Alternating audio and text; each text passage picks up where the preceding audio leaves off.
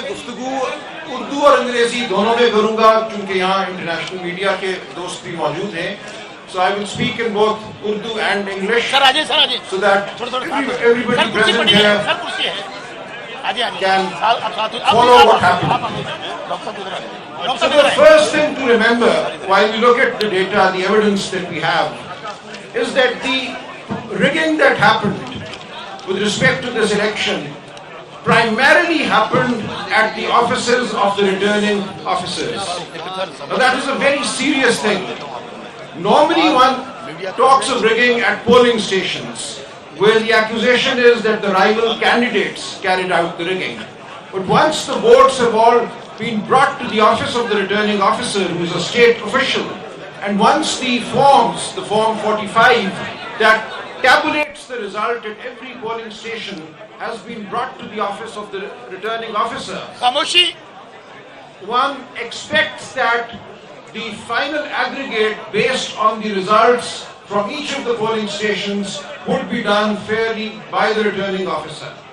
Unfortunately, sadly, tragically, what happened between the night of the 8th and the 9th of February and during the course of the morning of the 9th of February was a massive assault on democracy in Pakistan.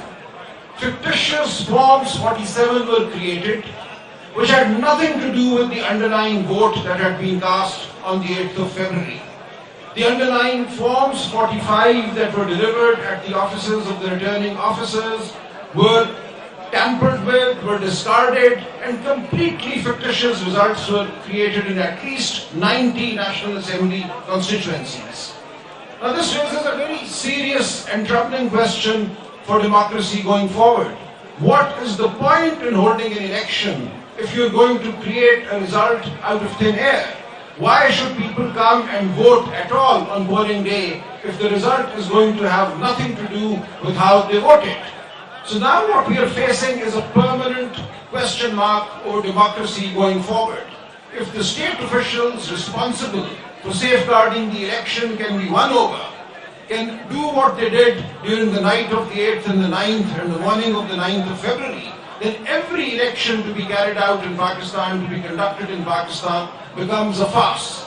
That is why we are standing up and we are saying this farce must be reversed. If it is not, that will spell the death of democracy in Pakistan. This was not just an election fraud. This was a wholesale assault on democracy in Pakistan. And we know this followed months of suppression of the PTI workers, PTI leadership that were picked up in their thousands, the leadership as well as the grassroots workers. Our symbol was taken away in the hope that people would not know who to vote for. This atmosphere of fear that pervaded the election campaign, every day our workers were picked up, our banners, posters, steamers were taken down by official vehicles, municipal corporation vehicles across the country. And anybody who invited us to a corner meeting had his home broken into during the dark of the night. So with this atmosphere, we went into the 8th of February, nevertheless determined to allow the people of Pakistan to speak. And the people of Pakistan roared on the 8th of February. They roared back against the oppression that had been unleashed on them. This was a historic vote. We need to congratulate the people of Pakistan.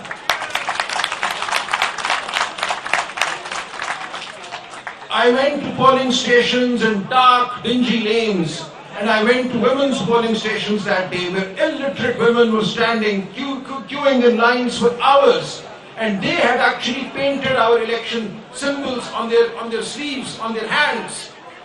We all had different symbols. I had a badminton racket, people underneath me, somebody had an aeroplane, somebody had a paintbrush, and they knew who to vote for. These were illiterate women and men. They had taken our symbols to their hearts.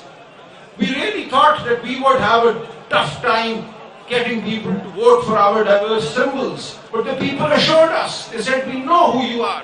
We know who you're standing for. We know what you're standing for. They cannot fool us by taking your symbol away.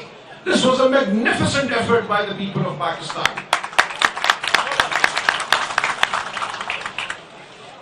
However, what happened was equally disgusting.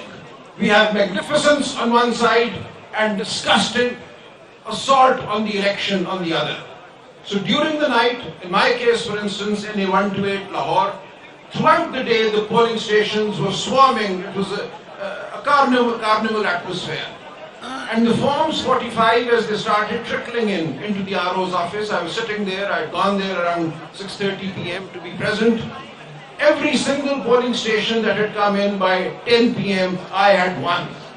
And the next morning when we got the forms 45, I had a lead of 100,000 over the other candidate. 100,000. But at 10:30 p.m., I was ousted from the RO's office. There is a video of that as well, I could play that. So a contingent of policemen actually physically threw me and my wife, who was my election agent, out of the RO's office. My wife stood her ground, she sat on a chair, they physically lifted the chair and they threw us out.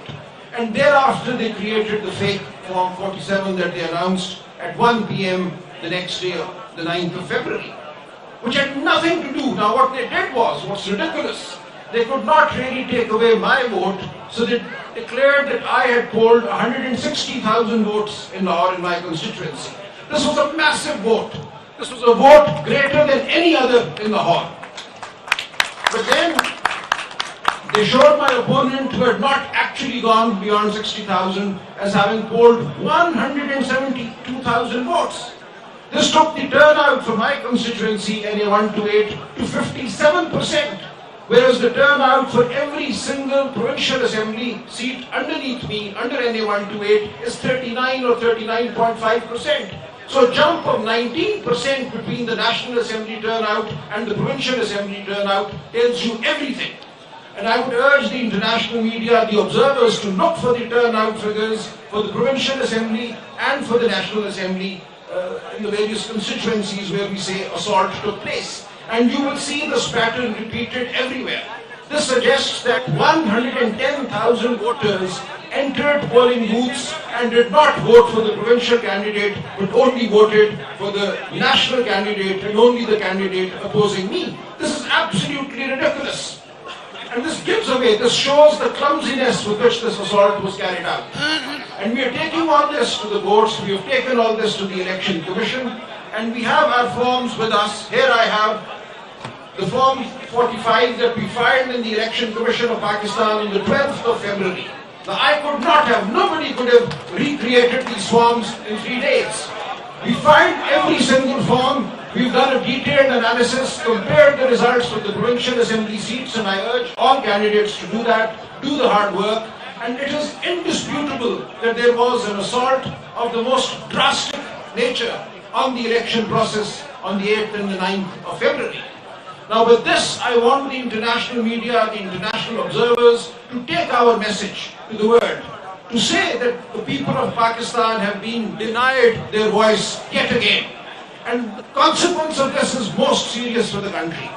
Kindly see, had we been allowed our fair number of seats, the PTI clearly would have emerged as the only federal party in Pakistan.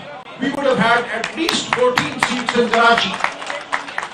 We would have had seats in Balochistan. We would have had seats everywhere. And we would therefore be the federal party that we actually are. But what they've done, by the rigging that was carried out, they've turned every party into a small regional party.